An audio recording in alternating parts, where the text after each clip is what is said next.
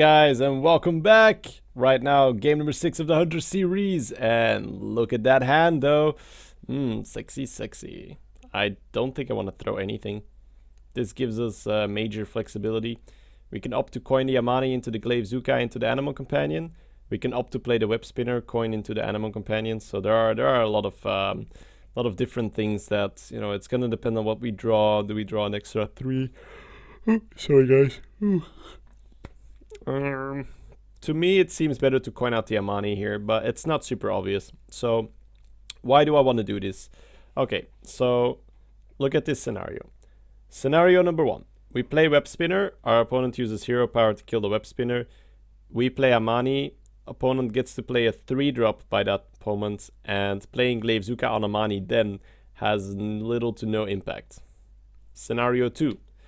We coin out Amani Berserker. Our opponent plays either a 3-2, which we glaive to kill it, or a 2-3, which we equip the glaive and use our Amani to kill the 2-3 and have a 6 and 1 on the table, which forces his hero power on turn 3, which means that he is severely slowed down of his development, because he has the hero power off curve, turn 3 ping, not something that you like to do. So I just feel like there is a lot more chance to get ahead by coining out the Amani here. Now, it has one very big downside, which is removal. If our opponent has Frostbolt or Flame Cannon and chooses to use it on the Amani, we're kind of sad, because then we are playing Web Spinner Abusive or a Vanilla Glaive or just Web Spinner. So it's definitely not ideal, but I feel like the upside is high enough that it's worth the risk. I play Hearthstone taking a fair amount of risks. You gotta take good bets, and I feel like this is a good bet, right? This will more often than not pay out. Now, opponent does have a perfect answer. Gilblin Stalker. Once again, to show how good the Stalker is, this thing just denies us the most amazing play with the glaive, so it's unfortunate. Luckily, we drew a 2-drop and we don't have to preemptively glaive. And we just put the Flame Juggler out there.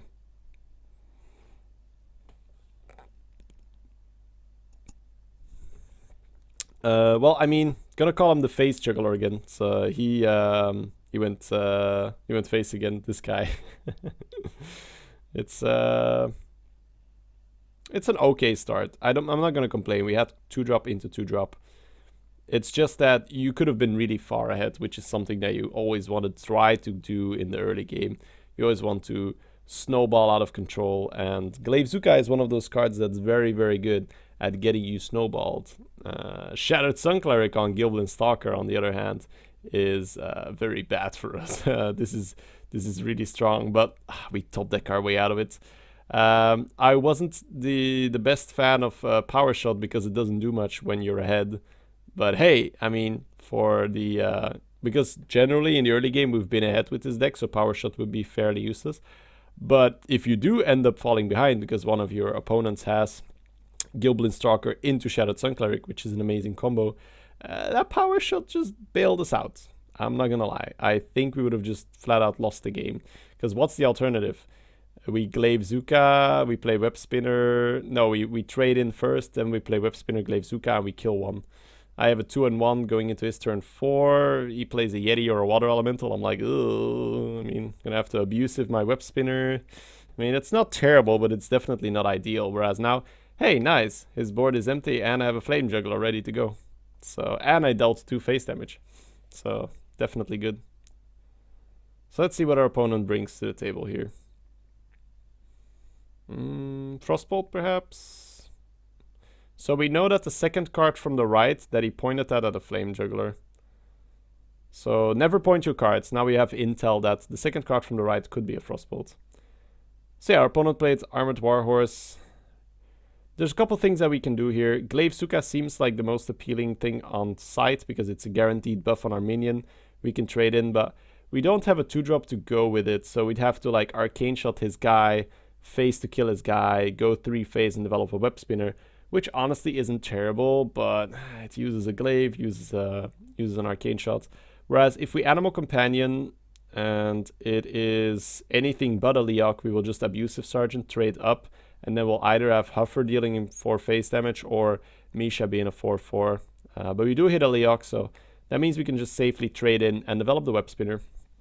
So yeah, comfortable position at the end of our turn 4. We've got a 3-drop and a 1-drop. This is fine. Our opponent's board is empty, so definitely not a bad position for us to be in. Completely made possible by the power shot. The power shot was pretty huge. For all, you know, for most purposes, that was a 3 mana consecrate right there. So pretty good, pretty good. Let's see. I think that's the Frostbolt, right? The middle card. It was the second card from the right last turn. So now he drew a card, meaning it's the middle card. So this is the card we had a read on that it was a Frostbolt. So this is why I always tell people that watch the stream, guys, don't point your spells unless you're 100% sure you're going to use them. And then you don't need to point, you just use them, right? So because our opponent pointed a spell at us, we already had intelligence of what that spell was going to be. It was fairly likely to be a Frostbolt. He pointed it at a 3 health minion. We do pull Acid Maw out of our web spinner, which is fairly useless against the mage. Acid Maw says like whenever a minion takes damage, destroy it, and the mage can just deal 1 damage regardless. So Acid Maw would make our opponent's hero power deal infinite damage. Not much to do this turn. We have to take a slow turn. Play Illuminator and ping. I don't see the reasoning to play the Glaive or the Abusive or the Arcane Shot. It's just kind of a slow turn. But our opponent has chosen to burn a lot of gas to not die early. He used the Frostbolt, he used his mirror images, now he used the Flame Cannon. So, I mean, lots of gas is being burned by him. And we are actually ahead on cards, which doesn't happen very often. We pull our Pit Fighter again. Once again, this Pit Fighter has worked so much during this run. 5-6 for 5, pretty crazy. As I said in the draft, it's the top end of our curve, which is fine as a hunter. Having 1 or 2 expensive cards, it's really not a problem. I mean, it is a 5-drop, but for the stats, it could have. It's technically like a 5.5 drop. So let's see what our opponent replies here. You can have a Fireball, which is annoying, of course. Fireball, Polymorph, these things are not so appealing for us. And I mean, we do have 4 cards, but one of them is Acid Maw, which is basically unplayable, and the other 3 cards have a grand total of 4 combined mana cost, so it's fairly easy to run out of steam with this hand. But at least we have the illusion, right? We have the illusion of card advantage. So opponent is roping here, doesn't know what to do. Polymorph Boar, yeah, I'm not a fan of that card. I don't like it. And here is where our opponent makes a misplay. He pings our face rather than our boar, which is terrible, I feel. So why is it terrible? If he pings the boar, he can force the boar to trade into the owl should we be able to get past the taunts, or it just preserves the owl from hitting in next turn. So if he had pinged the boar would be a 4-1, which means that next turn he can just ping it off to kill it. Whereas now we can just use the Arcane Shot on the owl to protect our boar.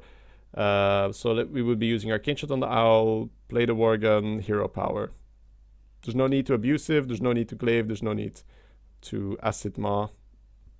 So yeah, seems like a fairly straightforward turn, and we will punish our opponent for his misplay, which, as I said, is a huge part of playing a card game. Take advantage of any potential misplays your opponent makes.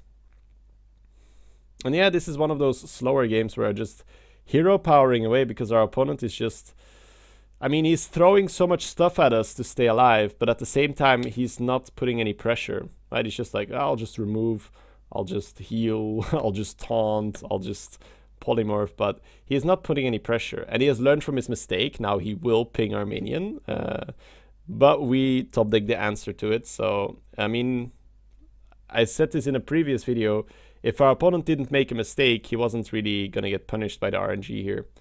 We open up with the Glaive. That is simply because we do not want the Glaive on the Shadowed Sun Cleric, because the Shadowed Sun Cleric will be asleep when she hits the board. She won't be able to attack. You want the buff on something that can attack already. Should the buff land on the Worgen, then the Worgen can just free kill the heal bot. Should the buff land on the pig, then that is 1 extra face damage. We'll take it. So now we just Shadowed Sun Cleric our boar, make it a 6 and 2, so he cannot ping it. We will Abusive Sergeant the Worgen to make it 4 damage, use our face into the taunt, and then just trade off the Worgen here. Very nice. And then, yeah, 6 face plus hero power. We've already erased the healing that the healbot has done, so looking pretty good so far. Good board control. It's just a bit of a shame that our card in the hand is pretty bad. Alright, let's see what he plays.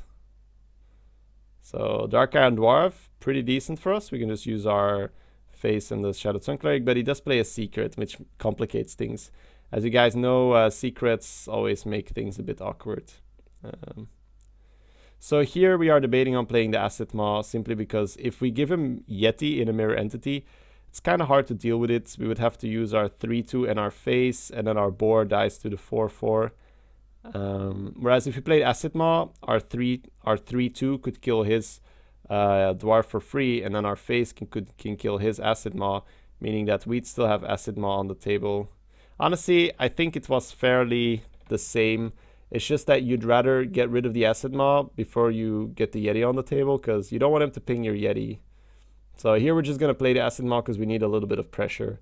It's annoying because your boar is going to get pinged for free, but it's just how it is, right?